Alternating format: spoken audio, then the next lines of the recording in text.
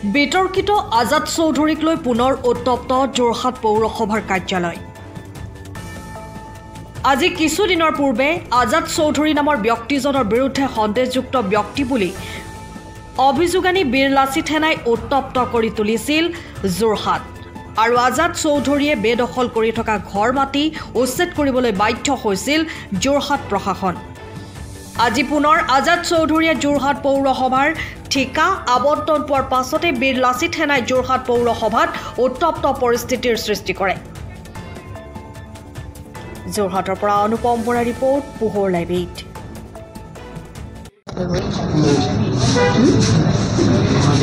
আজিৰ যিটো পৰিৱেশ সেইটো সততে চৰকাৰী কাৰ্যালয়ত দেখা নাযায়। এটা জাতীয় সংগঠনে আহি আপোনালোকক প্ৰশ্ন কৰিছে যে আজাদ চৌধুৰীক কিয় কাম দিয়া হ'ল। আপোনালোকে উত্তৰটো দিয়ক, কিয় আজাদ চৌধুৰীক কাম দিয়া হ'ল? হয়, মোৰ লগত এখন হাইকোৰ্টৰ অৰ্ডাৰ আছে।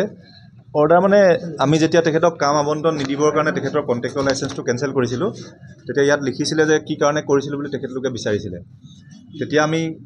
তেখেতলোকক জাষ্টিফিকেশ্যন দি আজাদ চৌধুৰীক আমি এটা কাম আমাৰ ফালৰ পৰা দিয়া হ'ল। হাইকোৰ্টৰ নিৰ্দেশনা ঠিক নহয়, হাইকোৰ্টে ইণ্টাৰফেয়াৰ কৰাৰ কাৰণে আমি তেখেতক দি পিনি আমি আউট অফ কোৰ্ট আমি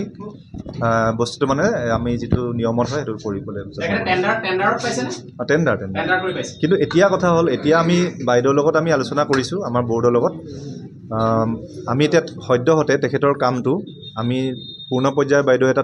বাইদেউ সেইটো ক'ব, তদন্ত ঘোষণা কৰি দুজনীয়া কমিটিৰ এইটো কাম স্থগিত ৰাখিব। আৰু যেতিয়ালৈকে তদন্ত সম্পূৰ্ণ নহয় তেখেতৰ কামটো আমি স্থগিত ৰাখিম। এইটো দুজনীয়া কমিটিয়ে কেনেকৈ কাম পালে বা তেওঁৰ কণ্ট্ৰেক্টৰ লাইচেঞ্চ ক'ত ক'ত আছে সেইবোৰ সকলো চালি জাৰি চোৱাৰ পিছতে তেখেতক পুনৰ কাম আবণ্টন। কিন্তু আপুনিয়ে ক'লে যে মহামান্য আদালতৰ পৰা নিৰ্দেশ হোৱাৰ পিছত আপুনি দিছে বুলি কৈছে। আপোনালোকে আকৌ উভতি পেলাই মহামান্য আদালতকে নহয়, আদালতৰ পৰা ৰায়টো সম্পূৰ্ণ নাহিলে। আদালতে এইটো কৈছিলে যে নটিছখন আমি যেতিয়া দিছিলোঁ তেখেতক, সেই নটিছখনৰ কি ভিত্তি আছে বুলি আদালতে আমাক বিচাৰিছিলে। কিন্তু কেছটো কি হ'ল, আদালতৰ বাহিৰতে কেছটো সমাধান হ'ল। আজাদ চৌধুৰীয়ে লিখা দিছিলে যে মই কেছটো উঠাই ল'ম বুলি কোৱাৰ কাৰণে তেখেতক আমি আমাৰ যিটো এটা নিয়ম মতে আমি তেখেতক কাম এটা দিয়া হৈ গ'ল। কিন্তু এতিয়া যিহেতু অভিযোগ উঠিছে যে তেখেতে কামটো পাবৰ কাৰণে কেনেধৰণে পালে, গতিকে আমাৰ এটা পূৰ্ণ পৰ্যায়ৰ তদন্ত আমাৰ দিব। সেই তদন্তৰ পাছত আমি প্ৰতিবেদন দাখিল কৰি তেখেতক আমি হয়তো কামটো দিম বা নিদিম তেতিয়া ক'ব পৰা যাব। যিটো হাইকোৰ্টত তেখেতে কেছ দিছিলে, ব্লেক লিষ্টেড কৰাৰ ওপৰত এটা তেখেতে কেছ দিছিলে, সেই কেছটো তেখেতে নিজেই উকিলক কৈ উঠাই লৈছিলে। এটা কথা আপোনাক এজন অফিচাৰ হিচাপে সোধোঁ, মই পৌৰপতিকো সুধিম এইটো কথা যে আজি কাৰ্যালয়ৰ ভিতৰত ইতিহাস বৰকা এইটো মই আচলতে নাছিলোঁ। মই আজি প্ৰট'কল ডিউটিত আমাৰ চাৰ্কিট হাউচত আছিলোঁ, গম নাপাওঁ এই বিষয়ে। কিন্তু হঠাতে গম পাই মই আহিলোঁ, আহি পৰিস্থিতিটো মই চাইছোঁ। এইটো অফিচত কেতিয়াও হ'ব নালাগে। আৰু অফিচত CCTVত উঠি আছে চব। সেইখিনি আমি তদন্তৰ দৰকাৰ হ'লে আমি থানাত আজি দি দিম। যিহেতু তেখেতক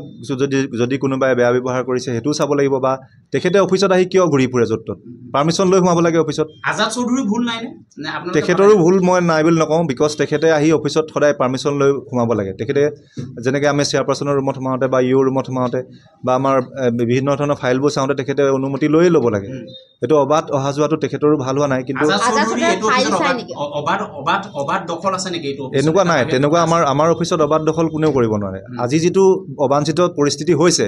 এইটো বাহিৰৰ পৰা হ'ব পাৰে, মই বিশেষ নাজানো, ইয়াৰ ওপৰত মই কমেণ্ট নকৰোঁ। কিন্তু মই বৰ্তমান আহি যিটো পাইছোঁ, আজাদ চৌধুৰীৰ ওপৰত এটা অভিযোগ দিছে, সেই অভিযোগটোৰ আমি তদন্ত কৰিহে তেওঁক কাম ডিষ্ট্ৰিবিউট কৰিম। আৰু যদি তেখেতে আদালতলৈ যাব পাৰে, তেখেতৰ এইটো ৰাইট আছে, আমি নকওঁ। বাট আমি আমাৰ ফালৰ পৰা বেষ্ট ট্ৰাই কৰিম যাতে এইটো কিয় পাইছে আমি এইটো চাবৰ কাৰণে আজিৰ পৰা আমি। আৰু আজিৰ যিটো ঘটনা, সেই ঘটনাক লৈ আপুনি কেনেধৰণে ব্যৱস্থা ল'ব? এটা চৰকাৰী কাৰ্যালয়ত এই কথাটো শোভা নাপায়। এইটো বিষয়টোৰ ওপৰত আমি বাইদেউৰ লগত কথা পাতিলেও মই নাছিলোঁ।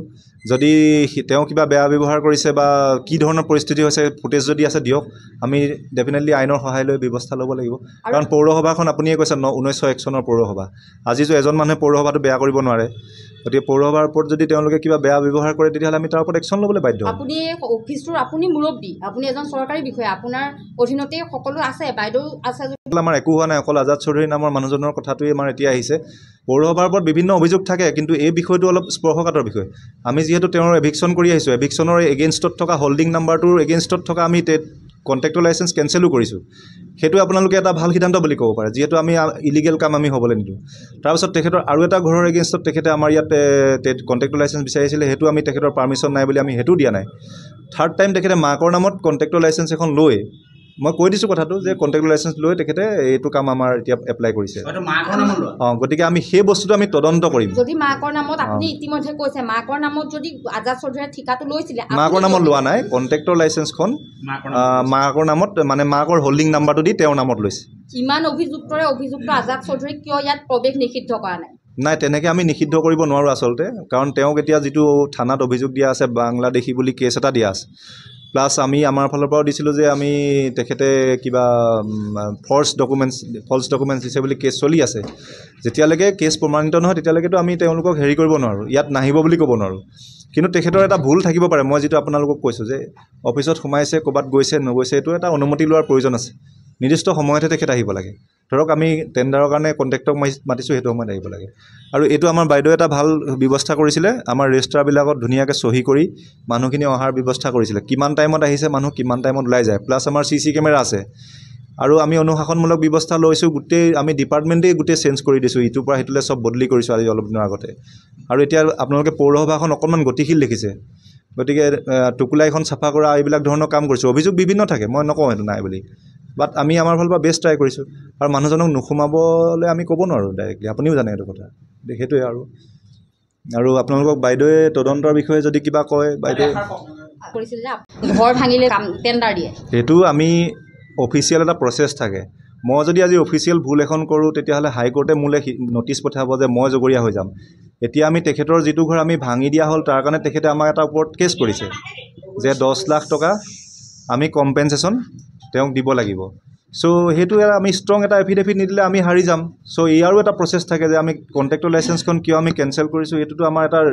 হেৰি লাগিব নহয় জানো নহ'লে আমি হাইকোৰ্টত হাৰি যাম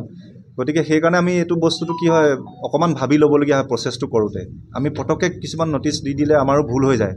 সেইটো আমাৰ যাতে নহয় সেইটো আমি আজি যিটো পৰিস্থিতি কৰিলে যদি আজাদ চৌধুৰী ইয়াত কাম পায় আকৌ পুনৰবাৰ এনে এটা এইটো বিৰলাচি থানাই আচলতে কাম পাইছে বুলি কৰা নাছিলে মই জনামতে বিৰলাচি থানাৰ লগত মই কথা পাতিছোঁ তেওঁলোকে তলত কিবা এটা কথা লাগি অৰিয়াৰি হৈছিলে মানে আজাদ চৌধুৰীয়ে কামৰ আবণ্টন পোৱাৰ কাৰণে কাগজখন দেখুৱাই ফুৰিছিলে চোৱা বোলে এনেকৈ কৈছে চ' সেই কথাটোত তেওঁলোকে ক্ষুণ্ণ হৈছে যে এই মানুহজনে কিয় বাৰে প্ৰতি আমাক এনেকৈ আমাৰ তেওঁলোকে যদি লৈছে সেইটো ডেফিনেটলি আমি বিচাৰ কৰিব লাগিব যদি ভিডিঅ' ফুটেজ আছে মই কৈছোঁ দিয়ক পৌৰসভাৰ কাৰ্যালয়ৰ ভিতৰত যদি হৈছে এইটো আইনী ব্যৱস্থা লোৱাটো আমাৰ জৰুৰী চ' মই এইখিনিয়ে কওঁ আমি অফিচিয়েল নিয়মত থাকি কাম কৰিব লাগিব আপোনালোকে সোধাৰ কাৰণে মই কথাখিনি কৈছোঁ চ' এইখিনি মই ইমানখিনি যিখিনি কৰিব লাগে মই সেইখিনি নেক্সট কৰিম আমাৰ আচলতে এখন মিটিং হৈ আছিলে মিটিং হোৱাৰ পিছতে আমাৰ এটা শুনানি এটা আছিলে আমি শুনানিটোত গোটেইখিনি ব্যস্ত হৈ আছিলোঁ তাৰপিছত অলপ হুলস্থুল এটা আমি শুনিছোঁ তাৰপিছত কৈছে যে তাত মানে আমাৰ আধাৰ কাৰ্ড য'ত বনায় তাত মানে আমাৰ হেৰি আহিছে কিবা লাচিত সেনাৰ মানুহ আহিছে তেনেকৈ কিবা তেওঁলোকৰ লগত কিবা আলোচনা কিবা কিবি কৰি আছে আমি বিশেষ নাজানো তাৰপিছত যেতিয়া মিটিংখন শেষ হ'ল যেতিয়া আমাৰ মানুহখিনি গ'ল তেতিয়া অলপ বেছিকৈ হুলস্থুলখিনি আমি চাইছোঁ তেতিয়া মোৰ ৰুমত মানুহ লাচিত সেনাৰ আজাদ চৌধুৰী আৰু মানে কোনোবা সাংবাদিকসকলো কোনোবা সোমাই আহিছে কিন্তু তেতিয়া মই তেখেতকক উলিয়াবলৈ ক'লোঁ আৰু মই ইতিমধ্যে ইয়াৰ লগত কথা পাতিলোঁ আৰু আমি সেই পৰিস্থিতিটো মানে বাহিৰত কি হৈ আছিলে আমি আচলতে ভালকৈ নাজানো আমি ভিতৰত মিটিঙত আছিলোঁ ভিতৰত কি ক'লে তেওঁলোকে আপোনাক না মোক একো কোৱা নাই তাৰমানে তেখেতসকলে মোক সুধিছে যে মানে তেখেতসকল যোৱাৰ পিছত যে আজাদ চৌধুৰীক আপোনালোকে কিয় কামটো দিলে মানে আমি আপোনালোকক কোৱাৰ পিছতো এতিয়া মই কৈছোঁ যে আমাৰ এই গোটেইখিনি কথা ক'ব কাৰণ এতিয়া ইতিমধ্যে আপোনালোকক কি কাৰণে কি পৰিস্থিতিত দিবলগীয়া হ'ল সেইখিনি তেখেতে ক'লেই মই বিশেষ আৰু তাৰ বিষয়ে বিশেষ নকওঁ ব্যৱস্থা মানে আমি তেওঁৰ কামটো তদন্ত কমিটিখন দিম কি কাৰণে দিবলগীয়া হ'ল কিয় দিলে সেইখিনি কথা আমি জনাম লাগিলে পাছত আৰু তাৰপিছত আমি তেওঁৰ কামটো সেই তদন্ত কমিটিয়ে আমাক ৰিপৰ্ট নিদিয়ালৈকে আমি তেওঁৰ কামটো হোল্ড কৰি ৰাখিম তলেদি কিবা চিষ্টেম চলিছে নেকি যে বিতৰ্কৰ মাজত সোমাই থকাৰ পাছতো আজাদ চৌধুৰীয়ে পূৰ্ণ কাম পালে সেইটো আমি কেনেকৈ ক'ম ভিতৰৰ তলেদি কি চলি আছে এইটোতো আমি নাজানিম ন ভিতৰুৱা কথা আজি এটা চৰকাৰী কাৰ্যালয় আপোনাৰ এটা গুৰুত্বপূৰ্ণ আপোনাৰ এখন মিটিং হৈছিলে আৰু ইয়াত বিৰলাচি থানাই যিটো পৰিৱেশ কৰিলেহি বা আজাদ চৌধুৰীক লগত লৈ সেইটো ক'বলৈ আপুনি ইয়াৰ ওপৰত কি ব্যৱস্থা ল'ব চৰকাৰী কাৰ্যালয় চৰকাৰী সময়মতে কাৰ্যালয় কিন্তু চলি আছিলে নহয় কাৰ্যালয় চলিছিল কিন্তু আমি মিটিঙত থকাৰ কাৰণে আচলতে মিটিংখন অকণমান আমাৰ তাতেকৈ শুনানিটো খুব গুৰুত্বপূৰ্ণ শুনানি এটা আছিলে আমাৰ শুনানি আমাৰ শেষ হ'ল তাৰপিছত আমি যেতিয়া তেখেতসকল সোমাই আহিছে মই কৈছোঁ যে অকণমান আপোনালোকে বেছি হুলস্থুল নকৰিব মই ইয়ৰ লগত কথা পাতিছোঁ আৰু ইয়ৰ আজি আমাৰ এখন গুৰুত্বপূৰ্ণ মিটিং আমাৰ চলি আছে চাৰ্কিট হাউচত গতিকে ময়ো তালৈ যাব লাগে এতিয়া ফোন কৰি আছে তথাপিতো আপোনালোকে আমাৰ লাচিত সেনাই ক'লে যে আপুনি কথাখিনি কৈ যাব লাগিব সেইকাৰণে মই ৰৈ দিলোঁ আছোঁ আপোনাক কি তেওঁলোকে দাবী কি কৰিছে বা আপোনাৰ পৰা উত্তৰ কি বিচাৰিছে নাই সেইটোৱে আপোনালোকে কেনেকৈ দিলে মানে ইমান এটা লাচিত মানে কি বুলি কয় আজাদক মানে আপোনালোকে এটা তেওঁৰ ওপৰত কেছ তুলি আছে তেতিয়াহ'লে ইমান মানে তেওঁৰ ওপৰত ইমানখিনি হৈ থকাৰ পিছত আপোনালোকে কিয় তেওঁক কামটো দিলে সেই কথাটো কিন্তু কিয় দিবলগীয়া হ'ল কি কাৰণে দিবলগীয়া হ'ল সেইখিনি কিছুমান কথা আপোনালোকক ক'লে আমাৰ আৰু আমি তথাপিতো আমি তাৰ ওপৰত এটা তদন্ত ল'ম কিন্তু তদন্ত শেষ নোহোৱালৈকে তেওঁক আমি কামটো ভুল কৰি ৰাখিম আপোনালোকে দেখা গৈছে যে বহু আকাংক্ষিত যোৰহাট পৌৰসভাত আকৌ দুৰ্নীতি ইটোৰ পিছত সিটো বাতৰি শিৰোনামা দখল কৰি আছে এই ক্ষেত্ৰত নাই পৌৰসভাখন ব্যৰ্থ হৈছে নেকি নাই আপোনালোকে আমি কিছুমান প্ৰেছ মিট দিবলৈ আমাক চবেই কৈ থাকে কিন্তু আমি দুৰ্নীতি হ'বলৈ আমাৰ ইয়াত কামেই হোৱা নাই আজি 8 মাহ আমি কামেই দিব পৰা নাই কাম এটা দিলেহে দুৰ্নীতি হ'ব বা কিবা এটা হ'ব কাৰণ দুৰ্নীতিৰ কথাটো মই বিশ্বাস নকৰোঁ যদি কেনেবাকৈ বাহিৰত ক'ৰবাত হৈছে মই নাজানো কিন্তু মই জনাত এতিয়ালৈকে আমাৰ একোৱেই দুৰ্নীতি হোৱা নাই নহয় এতিয়া পেপাৰত কিছুমান কথা লিখি থাকে আমি আচৰিত হওঁ কাৰণ মানে সেইবিলাক কথা কেনেকৈ লিখে কোনে লিখে ক'ৰ পৰা লিক হয় আমি এইবিলাক নাজানো কিন্তু মই জনাত আমাৰ পৌৰসভাত এতিয়ালৈকে একো দুৰ্নীতি হোৱা নাই